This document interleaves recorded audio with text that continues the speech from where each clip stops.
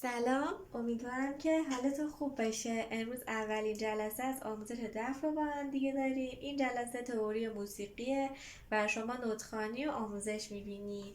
خب، اول کلاسمون رو با نام خدا شروع میکنیم و حالا میریم دنبال نوت‌خوانی.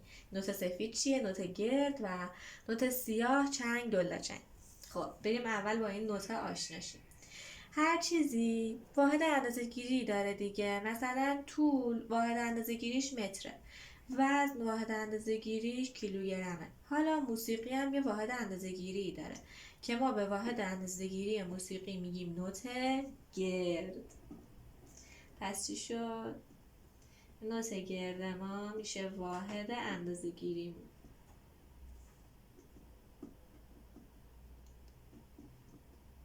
اندازه‌گیری موسیقی.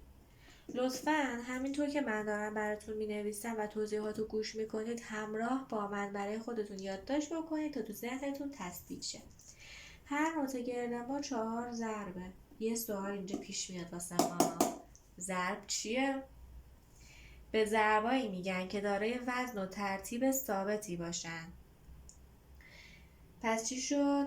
ضرب به ضربایی که دارای وزن و ترتیب ثابتی باشن گفته میشه. ضرب از یک نقطه شروع میشه، به یک انتها میرسه و از اون انتها دوباره به اون نقطه برمیگرده. یعنی چی؟ دست من روی زمینه، این میشه نقطه شروع من. نقطه انتها دستم میاد تا اینجا و از این انتها با همون سرعتی که اومدم به نقطه انتها، از نقطه شروع به نقطه انتها اومدم، با همون سرعت از نقطه انتها به نقطه شروع میرم. یعنی سرعت رفت و برگشت ما یک اندازه است.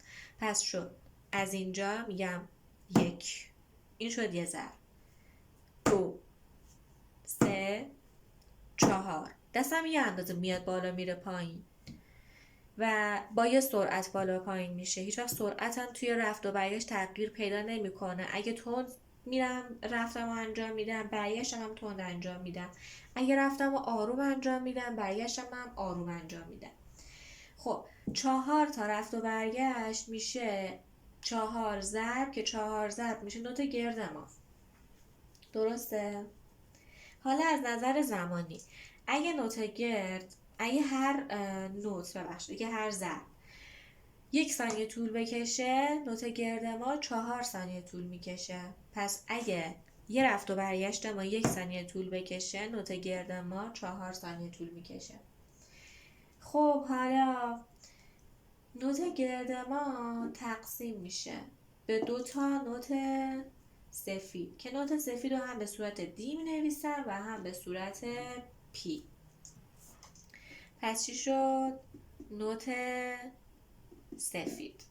خب نوت سفید ما هر کدومش 2 ضربه.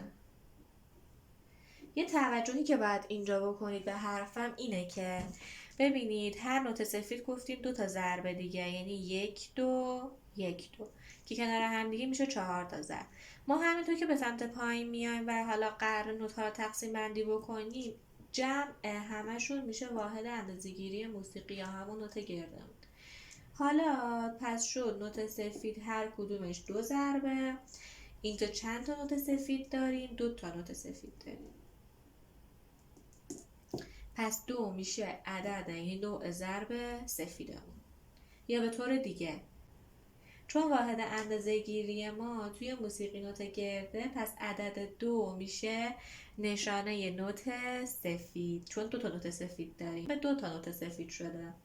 خب بعدش هر نوت سفید تقسیم میشه به 2 تا نوت سیاه. نوت سیاه رو هم به صورت دی میتونیم بنویسیم و هم به صورت پی. اینا توش پره، توجه نکنید. نوت سیاه، هر نوت سفید تقسیم میشه به 2 تا نوت سیاه که به صورت دی یا پی نوشته میشه. هر نوت سیاه 1 ضربه. آفرین. خب حالا واحد اندازه‌گیری ما نوت گرد اومده به نوت گرد به 4 تا سیاه تقسیم شده. پس 4 میشه علامت نوت سیاه، یعنی نوع ضرب سیاه.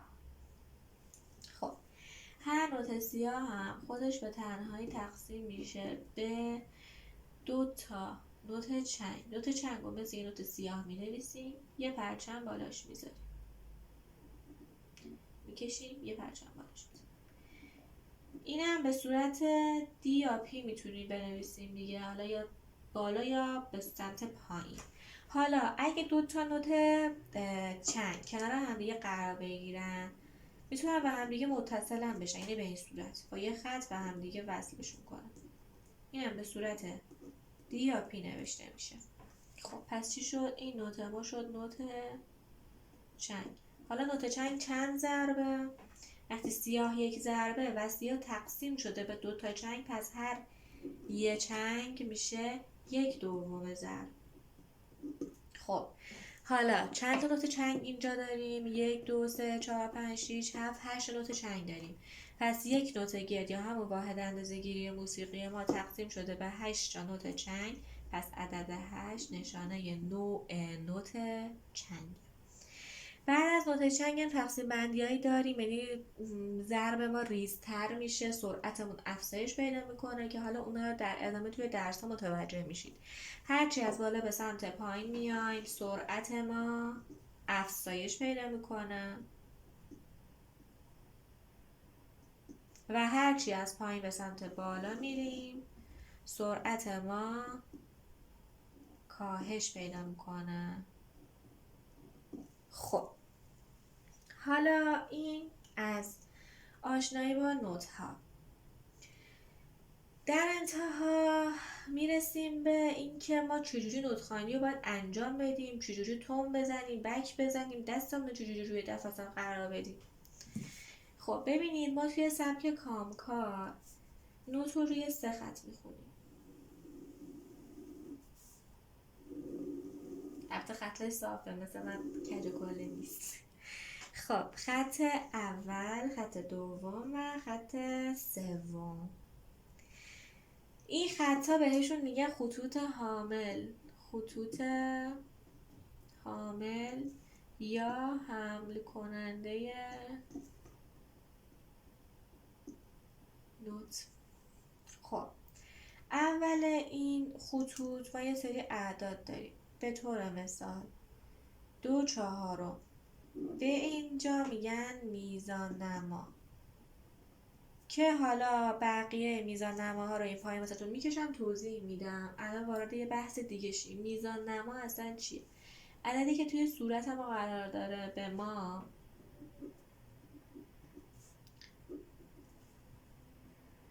تعداد ضرب در هر میزان رو میگه.